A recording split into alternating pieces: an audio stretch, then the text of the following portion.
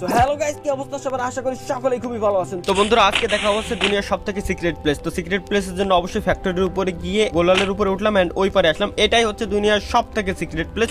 এখানে কেউ আমার জার্নিটা শুরু হয় 2020 সালের ডিসেম্বরের 13 তারিখ থেকে, যখন আমি ইউটিউবে আসল টিপস এন্ড ট্রিক্স এর ভিডিও আপলোড করতাম, কিন্তু তখন কোনো ভিউজ আসতো না। টিপস এন্ড ট্রিক্স দিতে দিতে হঠাৎ একদিন আমার সাথে ঘটে যায় উল্টো একটা ঘটনা। ঠিক এই ঘটনার পরেই ভিডিওর লাস্টে আমি একটা ফানি মিউজিক লাগাই পাবলিশ করে দেই। তখনই ইউটিউবে আমার ভিডিওটা হয়ে যায় ভাইরাল। তারপরেই রাতারাতি হুড় করে সাবস্ক্রাইবার বাড়তে থাকে। দেখতে দেখতে কয়েকদিনের ভিতরে আমার চ্যানেলে 1 লক্ষ সাবস্ক্রাইবার কমপ্লিট হয়ে যায়। আমার ভালো থাকা অন্য কারো হয়তো ভালো না লাগার কারণ হয়ে দাঁড়ায়, যার কারণে কিছু লোক মিলে প্ল্যান প্রোগ্রাম করে আমাকে ফেক স্ট্রাইক দিয়ে আমার চ্যানেলকে নষ্ট করে দেয়। ইউটিউবের কাছে অনেক রিকোয়েস্ট করার পরেও আমি আমার চ্যানেলটা ফেরত পাই না। ঠিক তার 28 দিন পরে আমি নতুন ইউটিউব চ্যানেল ওপেন করি এবং পুরো গেমিং কমিউনিটিতে একটা রেকর্ডের সৃষ্টি করি। মাত্র 24 ঘন্টায় 2,12,000 সাবস্ক্রাইবার হয়ে যায় আমার। এটার জন্য আমি অবশ্যই আপনাদের কাছে কৃতজ্ঞ। দেখতে দেখতেই 5 লক্ষ সাবস্ক্রাইবার, তারপর 1 মিলিয়ন, তারপর 2 মিলিয়ন, এখন প্রায় 3 মিলিয়নের সন্নিকটে। এই জার্নির শুরু থেকে এই পর্যন্ত অনেকের সাথেই বন্ধুসুলভ সম্পর্ক তৈরি হয়েছে। অনেক এমন ব্যক্তিকে পাইছি যাকে আমার নিজের ভাইয়ের মতো মনে হয়েছে, কিন্তু কারো সঙ্গে আজ পর্যন্ত আমি কোনো মনোমালিন্য করার চেষ্টা করিও নাই। দীর্ঘ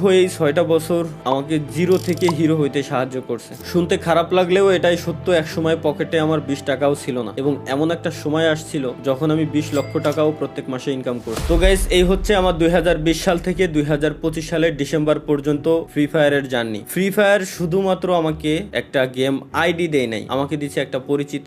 আমিও ফ্রি ফায়ারকে দিছি একটা পরিচিতি। আমি ফ্রি ফায়ারকে সময় দিছি, ফ্রি ফায়ার সেটার অবশ্যই আমাকে একটা মূল্য দিয়েছে। বাট আমি স্বেচ্ছায় সজ্ঞানে একটা কথা বলতে চাই আপনাদেরকে, যদিও বা এটা বলতে আমার নিজের কাছেই অনেক কষ্ট হচ্ছে। আজকে থেকে এই চ্যানেলে আমি আর কোনো ফ্রি ফায়ারের ভিডিও আপলোড করব না। আজকে থেকে আমি ফ্রি ফায়ারকে বিদায় জানাচ্ছি। আর কোনো ফ্রি ফায়ারের ভিডিও আপাতত আমার থেকে পাবেন না। এটার 2টা কারণ আছে। আমি 2টা কারণে এটা করতেছি। নাম্বার 1, যেটা সবাই জানেন বাট তুলে ধরার মতো কেউ নেই এখন ফ্রি ফায়ার গেমিং কমিউনিটি। যদিও বা আমি এখন বর্তমানে ফ্রি ফায়ারের কোনো ক্রিয়েটর না, আমি অ্যাজ এ ইন্ডিভিজুয়াল গেমার হিসেবে বলতেছি, গেমের ভিতরে প্রচুর পরিমাণে হ্যাকার, যেটা আপনারা শুনতে শুনতে বিরক্ত, এবং আমি নিজেও বিরক্ত। আপনারা সাধারণ একটা জিনিস শুধুমাত্র ভাবেন, ভাই এই গেমটা আসছে 1 বছর 2 বছর না, বা 3 বছর 4 বছরও না, 8-9 বছরের বেশি হয়ে গেছে এই গেমটা চলে আসছে। এখনো পর্যন্ত এই হ্যাকারদের উপরে কোনো স্টেপই নিতে পারলো না। আমি যদি একই সাথে কম্পিট করি পাবজি ফ্রি ফায়ার দুইটাই অলওয়েজ কম্পিটিশনে থাকে, যে কে কার আগে যাবে সবসময়। পাবজিতে এই হ্যাকার নিয়ে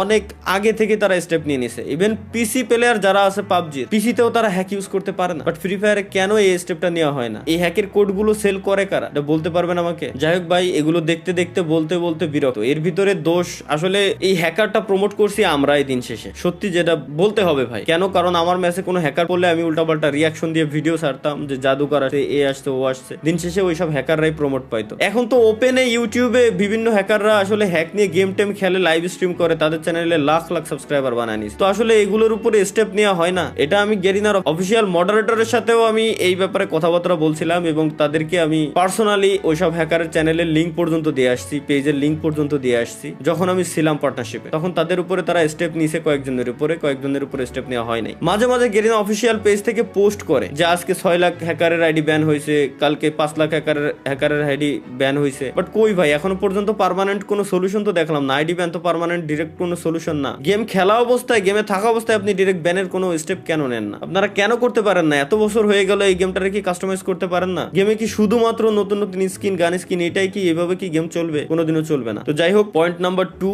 যেটা হচ্ছে মোস্ট ইম্পর্টেন্ট, সেটা হচ্ছে আমি আমার নেক্সট জেনারেশনের কথা চিন্তা করি। অলরেডি জেন জির পর আরো একটা জেনারেশন চলে আসছে অলরেডি। আপনি মানেন আর না মানেন, জানেন আর না জানেন, অলরেডি নতুন আরো একটা জেনারেশন আছে, যে জেনারেশন বর্তমানে ফ্রি ফায়ার প্রচুর পরিমাণে খেলতেছে। খেলুক, এতে আমার কোনো দুঃখ নাই, কোনো কষ্ট নাই। বাট একটা জিনিস আপনারা শুধু একটু ভাবেন, পয়েন্টগুলো জাস্ট নোটিস করেন। এই নতুন জেনারেশন গেমের ভিতরে আসতেছে, ই স্পোর্টস তারা খেলবে, একজন ই স্পোর্টস এর প্লেয়ার হবে, তারা দেশের নাম উজ্জ্বল করার জন্য বাইরের কান্ট্রিতে তারা যাবে। এই আশা নিয়ে তারা যখন গেমের ভিতরে ঢুকতেছে, গেরিনা তো এইভাবেই গেমটাকে বর্তমানে প্রমোট করতেছে, তাই না? যে ই স্পোর্টস এর দিক দিয়ে। তো এই আশা নিয়ে একজন প্লেয়ার যখন গেমের ভিতরে আসবে, নতুন একজন প্লেয়ার গেম খেলা শুরু করবে, তখন তার পাশাপাশি তার যে অপোনেন্ট থাকবে, যে এনিমিগুলা থাকবে, এনিমিগুলা গেমের ভিতরে গান স্কিন পারচেস করছে করছে, গান স্কিনের এক্সট্রা অ্যাবিলিটি আছে, গাড়ির এক্সট্রা অ্যাবিলিটি আছে, প্রত্যেকটা জিনিসের এক্সট্রা অ্যাবিলিটি আছে। ওই অ্যাবিলিটি ইউজ করে যখন ওই প্লেয়ারটাকে মারবে তখন ওই প্লেয়ারের মাথায়ও সেম জিনিসটা কাজ করবে, কারণ তারা ছোট, যারা নতুন জেনারেশন আসছে তারা ছোট, তাদের মাথায় একটা থটই আসবে যে তাইলে আমিও গান স্কিন কিনবো, নাইলে আমি তো ওরে মারতে পারতেছি না। এতে করে জোর করে তাকে গান স্কিন কেনানো হচ্ছে, জোর করে তাকে টপ আপ করানো হচ্ছে, সে স্বেচ্ছায় করতেছে না, জোর করে তাকে করানো হচ্ছে। এটা আপনাকে মানতেই হবে 100%, আমি বলবো আপনাকে মানতেই হবে যে এমনটা হচ্ছে, দিনকে দিন হইতেই আছে, পে টু উইন গেম হয়ে যাচ্ছে টোটালি। তো এই ব্যাপারে আপনি যদি এখনই পদক্ষেপ না নেন, আপনি যদি এখনই স্টেপ না নেন, আপনার ভবিষ্যৎ প্রজন্ম টোটালি শেষ, টোটালি ধ্বংস হয়ে যাবে। এবং আমি আরো একটা কথা বলে দিই, আমি জানি আমার এই কথাগুলো বলার পর, এই ভিডিওটা পাবলিশ করার পর গেরিনা হয়তো অন্য কোনো ক্রিয়েটর বা আদার্স যত ক্রিয়েটর আছে তাদেরকে সবাইকে এক জায়গায় করে কোনো ইভেন্টের আয়োজন করে আবার হাইপ ক্রিয়েট করে দিবে। আমার এই কথাগুলো তারা মাথা থেকে জেনে ফেলবে টোটালি। বাট আমি আপনারা যারা অডিয়েন্স আছেন, আমি আপনাদেরকে বলবো যে এই ব্যাপারে আপনাদের স্টেপ নেওয়া উচিত, যারা সিনিয়র আছেন তাদের এই ব্যাপারে স্টেপ নেওয়া উচিত, না হলে ভবিষ্যৎ প্রজন্ম টোটালি ধ্বংসের মুখে চলে যাচ্ছে এবং ধ্বংস হয়ে যাবে। জোর করে একজনকে দিয়ে টপ আপ করানো হচ্ছে, সে টপ আপ করতেছে, তারপরেই না সে গেমে জিততে পারতেছে। বুঝতে পারতেছেন? এখনো বুঝেন নাই? আমি আরো একটু ক্লিয়ার করে দেই। একটা ই স্পোর্টস এর প্লেয়ার হওয়ার জন্য মিনিমাম তাকে 3 থেকে 4 মাস মিনিমাম তাকে গেম খেলতে হবে, কিছু না হলেও 3 থেকে 4 মাস তো খেলাই লাগবে তার গেম। তো 3 থেকে 4 মাস সে যখন র্যাঙ্ক ম্যাচ খেলবে, তাকে যখন সার্ভাইভ করতে হবে, মাস্ট বি র্যাঙ্কের ভিতরে তার যাওয়ার জন্য গান স্কিন নেওয়াই লাগবে, গানের এক্সট্রা অ্যাবিলিটি তার নেওয়াই লাগবে, মাস্ট নেওয়াই লাগবে। এছাড়া সে গেমে কোনোদিনও উইন হয়ে আসতে পারবে না। তারপরেই তাকে স্পোর্টস এর উপরে যাইতে হবে, স্পোর্টস এর উপরে ফোকাস দিতে হবে। আমি মানলাম টুর্নামেন্ট খেলার জন্য কোনো গান স্কিন লাগে না, টুর্নামেন্টে গান স্কিনের কোনো অ্যাবিলিটি নেই, এটা আমি মানতেছি, কিন্তু ওই পর্যন্ত যাওয়ার জন্য একটা প্লেয়ারের যে 3 থেকে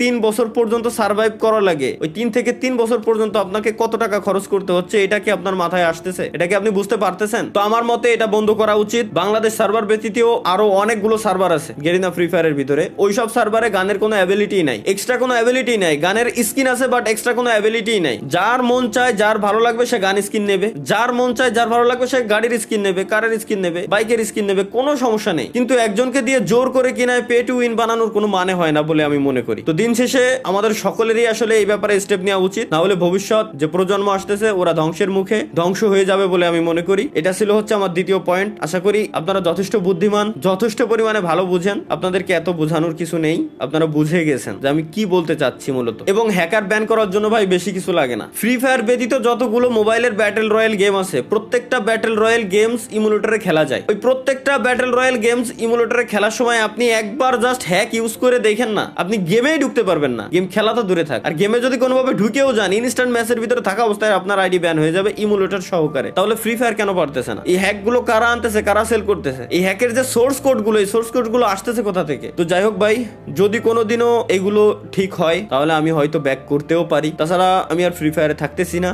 এটাই হচ্ছে আমার অফিসিয়াল স্টেটমেন্ট। আজ থেকে ফ্রি ফায়ারে কোনো ভিডিও আমার এই চ্যানেলে আপনারা দেখতে পারবেন না। এবং হ্যাঁ, কন্টিনিউয়াসলি হয়তো লাইভ স্ট্রিমে আসবো প্রত্যেক শুক্রবারে, যেভাবে আসতাম আপনাদের সাথে আড্ডা দিতাম, মজা করতাম, ওটা চলবে। আমি আমার ভাই ভিডিওর জন্য, এই gaming with Talha is back চ্যানেলের ভিডিওর জন্য, আপনাদেরকে বিনোদন দেওয়ার জন্য যতটুকু মন চাই ততটুকু নিচে আমি নামতে রাজি আছি। এর মানে এই না যে আমি বলদ, যতটুকু জানতাম যতটুকু বললাম। আমি চাই প্রত্যেকেই আপনারা এই ব্যাপারে স্টেপ নেন, যদি বাঁচাইতে চান গেমটাকে, যদি বাঁচাইতে চান ভবিষ্যৎ প্রজন্মটাকে। আর যদি বাঁচাইতে না চান 48 ঘন্টা পর ভুলে যায় আমার কথা, কোনো সমস্যা নাই। ধন্যবাদ সকলকে, আল্লাহ হাফেজ, বিদায় ফ্রি ফায়ার। আরে আমার আসমানেতে ফেলাই দিয়েছে ভাই ও আসমানে ঘুরে ঘুরে মারছে ভাই। আরে ওর আকাশে ভাই ও করলো কি? আবে আল্লাহ আস্তাগফিরুল্লাহ লা ইলাহা ইল্লাল্লাহ। देख के अरे ये कहाँ से आ गया? ये देखो चले सीएस रैंक नहीं तो फिर बताओ, अब बैन ही नहीं हो रहा है, इसको रिपोर्ट भी किया।